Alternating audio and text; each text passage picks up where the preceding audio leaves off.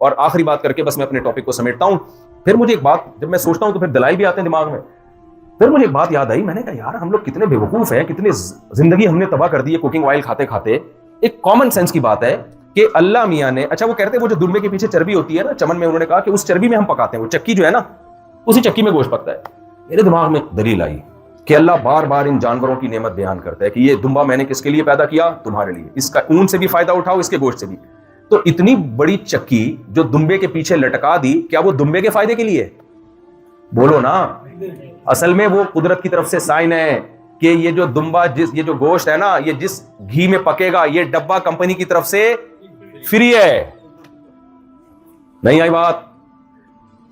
بعض دفعہ یہ ہوتا ہے نا, کمپنی ایک چیز دیتی ہے, دوائیں آتی ہیں, بعض چمچہ فری ہوتا ہے کہ بھائی اسی میں ڈال کے پی لینا, الگ سے چمچے کچن میں جانے کی تمہیں ضرورت, لوگ ڈھکن میں ڈال کے پی رہے ہوتے ہیں نا دوائیں. ایسا ہی ہوتا ہے. ہم لوگ تو ایسے ہی کرتے تھے, بھائی دوا چمچ کون لینے جائے گا, سست قوم ہے نا ہماری قوم, وہی ہلایا وہی ڈھکن میں پی گیا. وہ ڈھکن گندا ہوتا رہتا ہے, جھوٹا ہوتا رہتا ہے, اس میں تھوک جاتا ہے.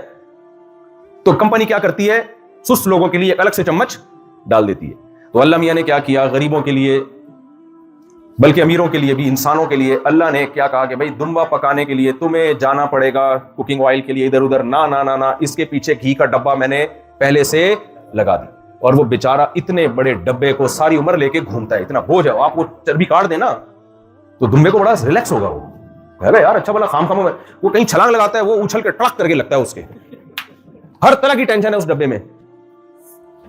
لیکن اللہ میاں نے کہا یہ ٹینشن تو اٹھائے گا کیونکہ میں نے تجھے تیرے لیے پیدا نہیں کیا, میں نے تجھے انسانوں کے لیے پیدا کیا. لیکن انسانوں کو کمپنیوں نے بنا دیا الو. کمپنی بولا نا ایکچولی یہ جراثیم ہوتے ہیں, ایکچولی کولیسٹرول اور ایکچولی ٹوپیڈراما, یہ جو تیزاب سے دھلا ہوا آئل ہے نا جو چمک رہا ہے, حالانکہ وہ چمک اس لیے رہا ہے پتہ نہیں کون کون سے کیمیکل ڈال کے اس کو دھویا انہوں نے. یہ ہے اصل آپ کی صحت کے لیے. اور اس میں ایڈورٹائزمنٹ میں اچھلتے کودتے بچے بھی دکھا رہے ہیں کہ بچے نے وہ کوکنگ آئل کا پکا ہوا کھانا کھایا اور ایسے بھاگ رہا ہے, دوڑ رہا ہے, اور میاں بیوی مسکرا کے ایک دوسرے کو لقمے کھلا رہے ہیں. یہ آئل کھاؤ گے تو آپ میں محبت پیدا ہو جائے گی. اس سے محبت پیدا نہیں ہوگی. یہ بھائی ایڈورٹائزمنٹ کی دنیا ہے. یہ آئل کھا کے آپ کا دماغ خراب ہوگا, آپ کی صحت خراب ہوگی. اس سے بچے اچھلیں گے, کودیں گے نہیں, روئیں گے, چلائیں گے, ٹینشن دیں گے. وہ میاں بیوی بھی لڑیں گے. جب صحت اچھی نہیں ہوتی تو لڑائی ہوتی ہے, پھڈا ہوتا ہے بھائی. خوش صحت مند آدمی ہوتا ہے, بیمار آدمی تھوڑی خوش ہوتا ہے. تو ھذا خلق اللہ, اللہ کیا کہتے ہیں, یہ کس کی تخلیق ہے.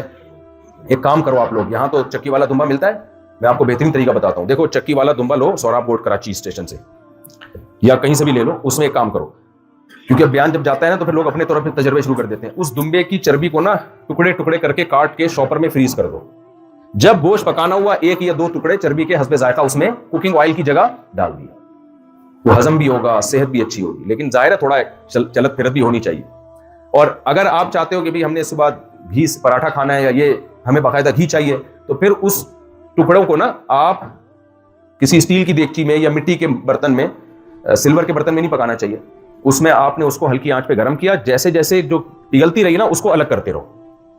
لوگ غلطی یہ کرتے ہیں کہ ایک ہی دفعہ میں پوری پگھلاتے ہیں, جل جاتی ہے وہ. تو جیسے جیسے جب وہ ہلکی آنچ پہ آپ دیکھو گے نا اس سے گھی نکلنا شروع ہوا, تو وہ فوراً کیا کرتے رہو, سائڈ یعنی الگ برتن میں ڈالتے رہو. کیونکہ جو نکل جاتا ہے اس کو مزید ہیٹ دو گے تو وہ جل جائے گا, خراب ہو جائے گا. اس کو نکالتے رہو. اور وہ مرتبان میں شیشے کے یا چینی کے مرتبان میں آپ نے کیا کر لیا, سیف. وہ پورے سال کھاؤ. جب بھی کہیں آپ کو تڑکا لگانا ہے کسی چیز کا, ہوتا ہے نا, ہم تو یہ جمانی پتہ نہیں تڑکے لگاتے ہیں کہ نہیں لگاتے, تو ہم تو ہر چیز میں تڑکا لگا کے کھاتے ہیں کہ نہیں کھاتے. تو تڑکا لگانے کے لیے وہ گھی استعمال کرو. دیکھو سر کے بال نکلنا شروع ہو جائیں گے آپ کے, گنجے مجھے دعائیں دیں گے. تو جو چیز مارکیٹ سے مل رہی ہے نا اس سے ہمیشہ کے لیے توبہ کرو, چاہے ڈاکٹر کتنے فضائل بیان کر رہا ہو. خیر میں اپنی بات کی طرف آتا ہوں.